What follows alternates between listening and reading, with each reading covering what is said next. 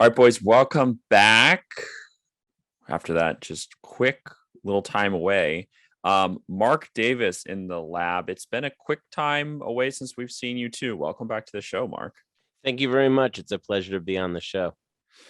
So we are here, and ostensibly what we're going to be talking about is actually using Kalshi for what its investors deck says it's for, which is hedging our financial risk, especially with regard to student loans, if you've got them. Or we could just be talking about betting on whether or not Joe Biden's going to forgive student loans. But let me just start with the human story first. Mark Davis, met you in New York City at that Kalshi DGen weekend. That was What an amazing. honor and a pleasure to see you. It was an honor and pleasure to see you and meet Pratik in the flesh, and all the Kalshi folks. And it seems like they're really doing it right. Well, speaking of doing it right, do you know who the best dressed person at that entire event was? Definitely not me. Well, I mean, it would have been gracious of you to say Luana, the co-founder, but I think it was you. I was wearing a pretty loud Hawaiian shirt, but I just didn't have any clean short sleeve shirts. I wasn't ready for the weather. I mean, here we are in like the New York City financial district, some Trump building on Wall Street, and in walks Mark Davis in a Hawaiian shirt. What a mensch. I also drove there in a Miata to save $10 on parking. Dude, you had total divorce dad vibes going on. Yeah, I'm your new dad. I'm your new stepdad. Okay, all right, well, no one wants to hear us talk about our wardrobe. Let me can we do the part of the podcast where I read some hacky copy from the fake news media to kind of get us situated in the subject?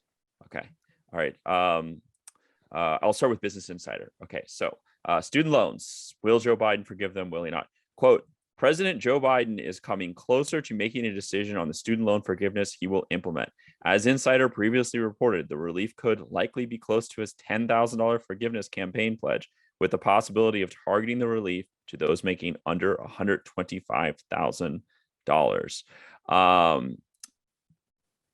I guess we should mention, we'll go over to CNBC, those ruthless capitalists.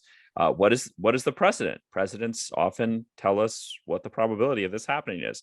CNBC said earlier this week that, quote, there's no example in U.S. history of the kind of sweeping debt forgiveness that the White House is currently considering delivering, although consumer advocates point out that large corporations and banks have been bailed out by the government from their own crises. Quote, the median annual income for high school students is around 38 grand compared to closer to $79,000 for college students. So I think, Mark, maybe you can regurgitate it back to me, but I feel like we've sort of set up the conflicts here. Like, what are like the different sides of the scale? Because you're the one who's actually betting on this. So the rumor is Joe Biden is going to forgive $10,000 to $50,000 in student debt. They're saying no more than $50,000, and as you said, the income requirements. And he can do this with an executive order. So the rules on the market are Joe Biden does an executive order, and it goes into they call it going into law, but we're looking for a Joe Biden executive order, and we don't need Joe Manchin's approval. And if Joe Biden forgives $1 of student debt for only people making under 30 grand a year, does that trigger? I mean, it's just $1. That's a great question. I think it does. I'd have to look at the actual rules, but I don't think he's going to do that because I think that would make people more angry than if he didn't. Right. So it's any sum of debt forgiveness issued by the president or Congress, but we know it wouldn't come from Congress, will trigger this market. And where again, I'll just ask the investor, where are we in pricing right now? So I'm currently trying to buy at 53 cents, and there's someone selling at 55. Sorry, I should say this. Let's talk about fundamental stuff. I'm hedging right? My wife has a bunch of student debt. If student debt comes through and it comes through for grad students, we're going to get an endowment of $10,000. If it doesn't come through, we get $0. So the idea is I want to get several thousand shares, several thousand contracts, I should say, of no. So if it turns out there isn't student debt forgiveness by the end of the year, I will get several $1,000s, right? We're hedging the risks. If you have student debt, you probably don't have a whole lot of money. So the difference between $10,000 and $0 is a big risk. So you're basically like, listen, politics is weird. Joe Biden's a flaky guy. I'm not even quite sure he remembers what he promised a week ago, much less 2 years ago on the campaign trail. So maybe he'll forgive us $10,000 of debt. But if he doesn't, I'll go over to Kalshi. I'll buy the opposite side so that if $0 of debt get forgiven, I still get a couple grand in windfall. Yes. Yes. Congratulations. I feel like you're like the first legit Kalshi user, bro. Yeah, I know we're mixing it in with a real degen crowd, but this is what Kalshi is designed for, to hedge your risks. So normally I wouldn't bet this kind of money on one market and have this much systematic risk. But this is not about risk. When you're gambling, it's about your risk loving. This is actually insurance. So this is if you are against risk, if you want to lower your risk and you have student debt, you can bet the no side of this market, and it's basically insurance. Interesting. So, well, I'm gonna, because we are entertainers here, maybe I'll ask you a question going on in parallel, which is, what do politicians love more than like punting on questions and just not doing anything? Like, why wouldn't Biden just delay again? I think there's a market. Will he delay until August 31st? Like, it doesn't seem like he really wants to deal with this question. It's sort of a no-win for him, I think. I think the big question is, does he do it before or after the election? So Right. if he does it, the argument for him doing it before the election is it'll get young people excited. They'll be happy about getting rid of student debt, and it'll give them a reason to show up at the midterms. But I want to talk a little bit about the timing of this, because a lot of people coming into this market now will miss something big, which is they teased the student debt forgiveness before the Roe v. Wade leak came out of Supreme Court. So I thought the whole rationale for student debt forgiveness is to get young people to show up so the Dems don't get slaughtered in the midterms. But I think this Roe v. Wade stuff gives people compelling reasons to show up, and that Biden won't have to do this to rile up the base to show up to vote. Well, I mean, I think you make a couple good points. So the first one is reasons why he would do it. One of the reasons why Joe Biden would forgive student debt is that in conspiracy theory politics, Republicans buy elections with super PACs, Democrats buy votes with handouts. So this would be a great way to buy some votes. And I think that fits in on theme. Maybe you disagree. But conversely, if they do have abortion as a wedge issue, you make a good point. Maybe Joe Biden just keeps this in his back pocket until he needs to buy some votes, in 2024 or something. He could also do it after the election. He could say, hey, we lost this, but I'm going to give you something, give people, because I honestly think if he does this before the election, it's going to net hurt him. I think a small minority of voters have student debt. I think it's something like 15%. So it's a small group. And if you look at what percent of total student debt people have by income quintile, there's a great graph that was going around Twitter. It's mostly people in the top 20% and the 20% below that. A lot of this, first of all, 50% of student debt is graduate student debt. Yeah. I don't think the average voter is too sympathetic to graduate student debt. I think the average, a majority of Americans have less than a 4-year degree. A majority of adults have less than a 4-year degree. So if you have less than a 4-year degree, it's one thing that a whole bunch of people who went to college and are making more money than you got their student debt forgiven. But for graduate student debt, which is what my household has, it's a tough sell to your average voter. And I think net you lose votes. And Biden seems kind of like this coastal elitist that's out of touch with everyday Americans. Most Americans don't know a lot of people with an advanced degree, and it's probably like their doctor. Right. And that's like, you want to talk about optional expenses. Like, okay, going to college seems like that's a good idea and you should do that. But you're right. It's such a narrow, like you're telling me lawyers and data scientists need their student debt forgiven. Like, come on, bro. Don't go after data scientists. We're we're the one special interest group that matters. That's right. 100% debt forgiveness for them. Well, what do you make of this? Now everything is the war on everything. And so when I read about student debt forgiveness, I see Republicans on one side of the fence saying, wow, Joe Biden, you must love inflation if you're just going to start, issue another $20 billion of free funny money or however many $1 billion of funny money to debt holders.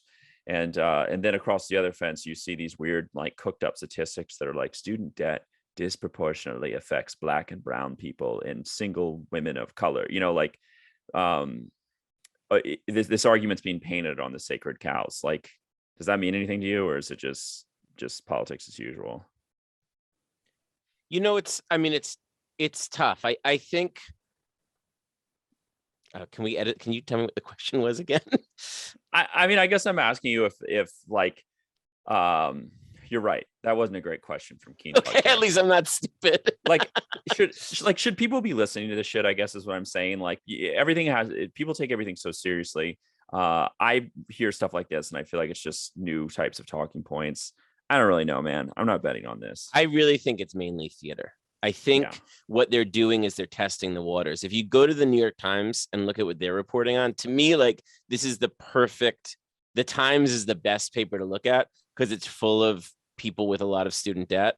Yeah. Right. These reporters aren't getting paid well and they have all kinds of education. So they're going to be sympathetic to it. But I think they're just testing the waters. I think they're just Lucy holding out the football and they're going to pull it away. They have to, because it was a campaign promise and there's nothing stopping Joe Biden from doing it. So this is kind of a lose-lose for Democrats, because if they do it, there's going to be a lot of people mad at them for giving handouts. And if they don't do it, a lot of their educated base, which is, much of what the Democratic Party is now, will feel very bad. Well, I know that he has a history, like he has, and presidents have forgiven student debt, but it's usually very narrow slices, like a couple $1 billion for people in a very small subset of fields. So I wouldn't be surprised if he did the same thing here and just, cut another tiny ribbon through the mountain of debt. One of the things you were saying earlier was that basically because inflation is so high, this is a bad idea to pump money into the economy, which is absolutely true. But the odd thing about this policy that makes it bad policy is the kind of economic multiplicative factor of this spending is quite small. If you were to say, give money to parents with the child income tax credit that Mitt Romney supports, they're going to spend it, right? If anything they don't spend, they're going to put in their kids' college fund, which will get spent in the next 20 years.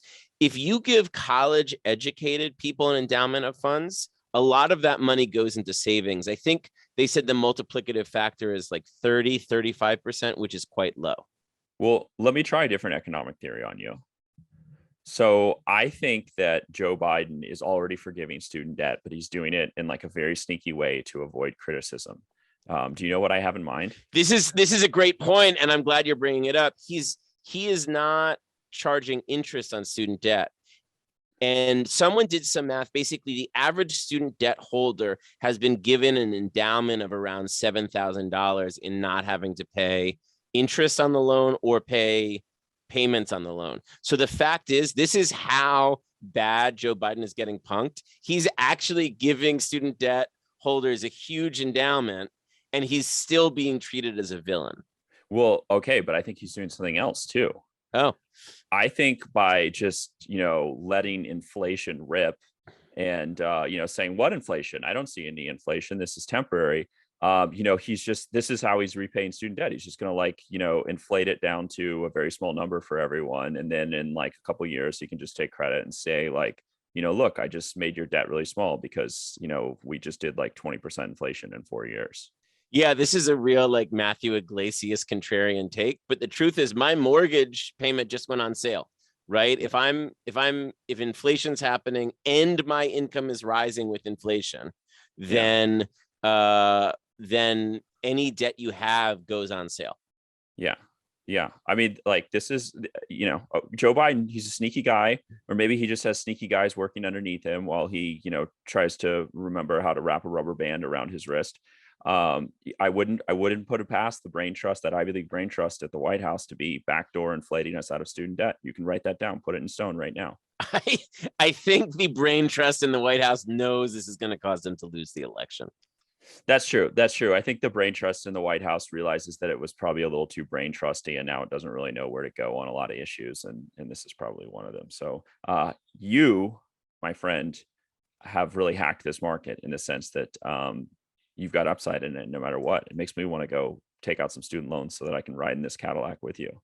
I think the value's there just to be on no. I think it's kind of an unwise idea, and all these media types are kind of hyping it up because it's a big issue to them. I think outside of Twitter and the world of Business Insider, where you have a 4-year degree and you're getting paid starvation wages, I feel like it's actually not that popular of an idea with everyday Americans, which, you know, who votes.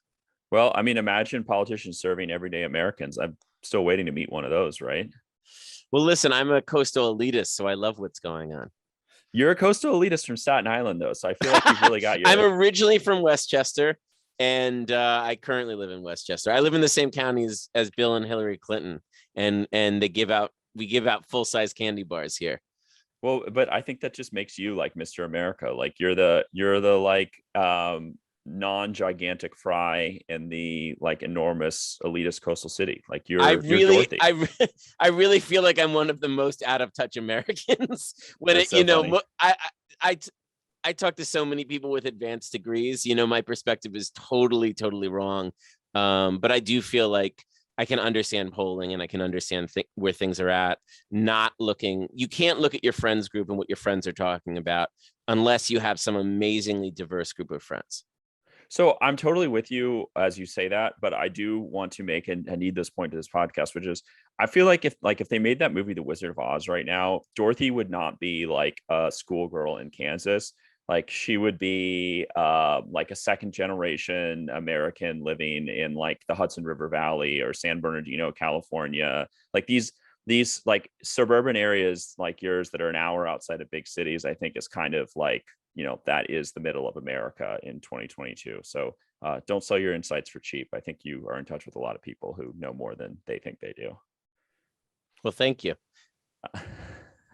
You're welcome. All right. Well, Mark, always a pleasure to have you here. We are happy to have you on anytime you have something to say. But for now, I think that's goodbye on student loans. All right. Thank you very much. Thank you for your service, you American hero.